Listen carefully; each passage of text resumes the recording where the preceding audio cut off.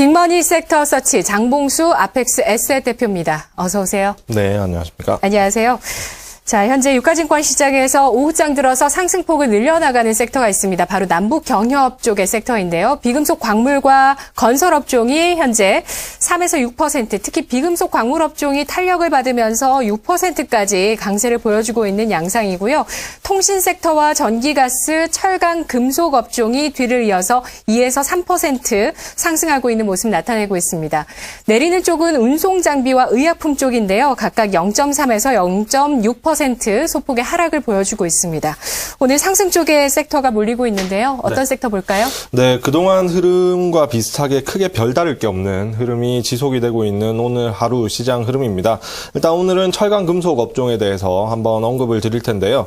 오늘의 긍정적인 흐름 자체가 북미 그리고 남북 간의 긍정적인 이슈로 인한 것인지 아니면 아닌 것인지 정확하게 알 수는 없습니다만 이런 해당 이슈가 사라지고 난 이후에도 긍정적인 흐름 자체를 이어갈 가능성이 높은 업종이라고 생각이 됩니다.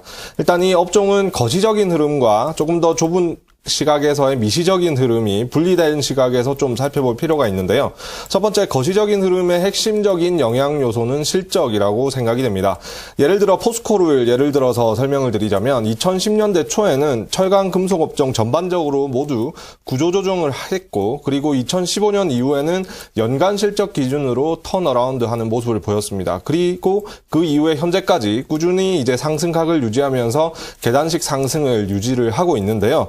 대내외 이슈에 일단 관계없이 이러한 실적 추이만 유지가 된다면 최근에 이 상승각, 2, 3년 동안의 상승각은 유지할 가능성이 매우 높다고 생각을 하고 있습니다. 또 한편으로는 이제 미시적인 흐름에 따져봐야 될 때인데 미시적인 흐름의 핵심 영향 요소는 다양합니다. 중국의 철강제 가격의 변화 그리고 무역 관세 부과 이슈도 영향을 미칠 수 있고 그리고 최근에 있던 남북 경협 이슈도 영향을 미칠 수 있는 상황인데 앞서 말씀드린 거시적인 틀, 즉 추세 상승의 상한선과 한선 사이 구간에서 앞서 말씀드린 다양한 이유에 의해서 어떤 흐름 자체를 만들어내는 것이 특징적이라고 보여지고 있습니다. 그래서 최근에 보게 되면 포스토를 기준으로 해서 4월 초에 240일 장기 이평선을 살짝 하회한 이후에 또다시 반등이 나타나고 있는데 큰 틀에서 봤을 때 추세 상하는 유지를 하고 있는 상황에서 최근에 보게 되면 북미 정상회담에 대한 기대감 그리고 중국 철강제 수출 호조의 이슈에 따라서 그 상하 구간 내에서 움직이고 있는 모습을 보이고 있는 상황입니다. 중국 같은 경우에는 미국의 고율 관세 부과에 대한 이슈 그리고 무역 힘겨루기 중에 있는 상황임에도 불구하고 이 철강제 수출량 자체가 늘어난다는 점이 특징적인데요. 전월 대비해서 6.2% 늘어났고 이 기록 자체는 지난해 7월 이래로 가장 많은 양을 수출한 기록이라고 합니다. 따라서 우려에 비해서 실적 자체가 긍정적으로 나오고 있는 영향을 우리나라 철강업체도 긍정적으로 영향을 받고 있다고 생각이 됩니다. 그래서 전반적으로 정리를 해보자면 포스코를 기준으로 봤을 때 상승 추세의 하단에 터치했을 경우에는 좀 비중을 늘리는 기회로 삼을 필요가 있다고 생각이 되고 실적이 가장 중요한 이슈라고 여겨집니다. 그리고 그 이외의 이슈들에 대해서는 그렇게 큰 의미를 부여할 필요가 없다고 생각이 되고 포스코의 경우에 현 구간은 상승 박스권의 중간 영역에 해당되는 위치에 있는 상황이기 때문에 좀 어중간하다고 볼 수가 있습니다. 따라서 최근 바닥권에서 매수하신 분들은 단기 성향의 투자자일 경우에 충분히 이익 실현할 수 있는 위치라고도 보여지고 반면에 중장기적으로 투자하는 분들께서는 좀 홀딩을 해야 될 구간이라고 생각이 되니까요. 투자에 참고하셨으면 합니다. 네. 포스코가 정말 장기적인 추세를 보여주고 있죠. 사실 주식시장 지수보다도 더 먼저 오르기 시작했던 것이 포스코였습니다. 2015년 이후에 실적 턴어라운드 때문이라고 하는데요. 현대 BNG 스틸이 현재 철강업종 가운데 상한가를 보여주는데 이슈를 찾아봐도 재료가 없네요. 그리고 동양철강 같은 가스관주가 철강 섹터 안에서 오늘 강세를 보여주고 있습니다. 이어서 코스닥 가보겠습니다. 코스닥에서도 유가증권 시장보다는 탄력이 덜하긴 하지만 시멘트주와 건설업종이 1에서 2%로 상승세를 나타내고 있고요. 뒤를 이어서 오락문화가 1.5%, 인터넷, 섬유, 의류, 금속업종이 1% 2% 내외의 상승세 보여주고 있습니다. 또 하락하는 쪽도 유가증권 시장과 마찬가지로 운송장비, 부품, 컴퓨터 서비스, 통신장비 쪽에 1에서 2% 하락세 보여지고 있는데요. 코스닥에서는 어떤 섹터 볼까요? 네, 오늘 그렇게 부각은 되지 않는 업종인데 IT 하드웨어 내에서 디스플레이 장비 업종입니다.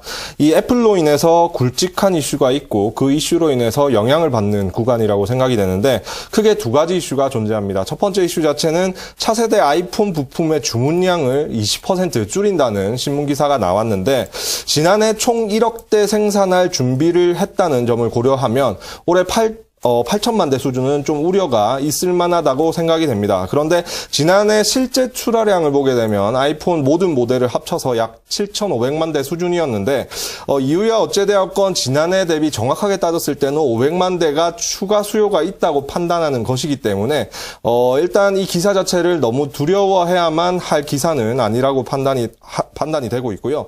두 번째 이슈 자체는 내년도 출시 예정인 아이폰 신모델에 전량 OLED를 채택할 예정이라는 소식입니다. 삼성 디스플레이 같은 경우에 최대 수혜가 될 수 있는 상황인데 예상보다 올해 이제 아이폰 X이 저조한 판매량으로 부담이 있었는데 그 부담에 대한 부분을 일부분 덜 수가 있고 상대적으로 LCD에 비해서 마진율이 높은 OLED 판매 비중이 점차 높아진다는 점에서 긍정적이라고 볼 수 있습니다. 다만 1차적인 시설 투자가 완료된 이후에 공장 가동에 대한 부분을 어느 정도 가타부타를 따져보고 있는 상황이기 때문에 추가 시설 투자는 좀 더 지켜볼 부분이라고 생각이 됩니다. 그래서 지금 현재 OLED 장비와 소재 섹터 자체가 장기간 어느 정도 조정을 받고 있는 상황인데 지난주에도 말씀드렸듯이 폴더블이나 차량용 디스플레이 시장이 확대되기 전까지는 이런 단기적인 이슈에서 영향을 받을 것으로 보이기 때문에 단 실적이 잘 나온다는 점을 근거로 해서 좀 이 시간을 견뎌낼 필요가 있는 업종이라고 생각이 됩니다. 네. 알겠습니다. 코스닥에서는 IT 하드웨어 알아봤습니다. 애플발 이슈들 점검해봤고요. 이어서 내일장의 공략 섹터 이어가겠습니다. 어떤 쪽을 봐야 될까요? 네, 제약바이오 섹터 오랜만에 언급해드리겠는데요. 일단 대내외적으로 지금 현재 다양한 이슈가 존재하긴 합니다만 정확하게 봤을 때 시장은 결국 여전히 순환매 구간이라고 보여집니다. 일단 대내외적인 이슈라고 하면 북미 정상회담과 남북 경협 그리고 종전선언과 같은 이슈 그리고 경제적으로는 6월 FOMC 회의가 있고 그리고 곧 동시만기일이 이제 도래하게 되는데 일단 영향을 받는 몇몇 개별 종목들을 제외한 나머지는 순환매가 지속 중이라는 점이 사실입니다. 오늘만 하더라도 철강, 기계, 건설업종을 중심으로 한 산업재 섹터와 추가로 증권업종 자체가 조금 더 부각되는 상황인데 이러한 흐름으로 봤을 때 순환매 관점에서는 내일 제약바이오나 IT 섹터가 어느 정도 부각될 가능성이 높은데 제약바이오 섹터에 한 표를 던지도록 하겠습니다. 일단 이슈화가 되기를 기대했던 미국의 임상종양학회가 끝났지만 그렇게 큰 이슈화가 되지는 못한 상황인데요. 참석 기업과 연관이 있거나 그리고 참석한 기업들의 주가에 큰 변동이 없는 상황이었습니다. 과거처럼 사소한 이슈에도 일단 붐업이 되는 흐름보다는 업종과 종목별의 어떤 투자 심리가 차분해지는 정상적인 흐름으로 가는 것이라고 보여지기 때문에 그렇게 큰 어떤 걱정은 안 해도 될 것으로 보여집니다. 제약바이오 업종에 있어서 중요한 포인트는 두 가지라고 보여지는데 첫 번째는 일단 여전히 각종 임상이 진행이 되고 있다는 점입니다. 따라서 어느 정도 조정을 겪고 있지만 이 임상이 다시 부각될 경우에는 또다시 한번 상승하는 흐름이 올 수 있는 업종이라는 점이고 또 하나는 단순 기대감보다는 실적이 뒷받침되는 대형 제약주의 경우인데 실적이 이슈화가 아직까지 안 되면서 주목받지는 못하고 있지만 전반적인 업종 조정 기간 중에는 이런 기다림을 합리화할 수 있는 근거 자체가 바로 실적이라는 점 중요하다고 말씀드리겠고요. 그러한 의미에서 한미약품이나 유한양행, 종근당과 대형제약을 중심으로 여전히 관심을 가질 필요성이 있다 말씀드리겠습니다.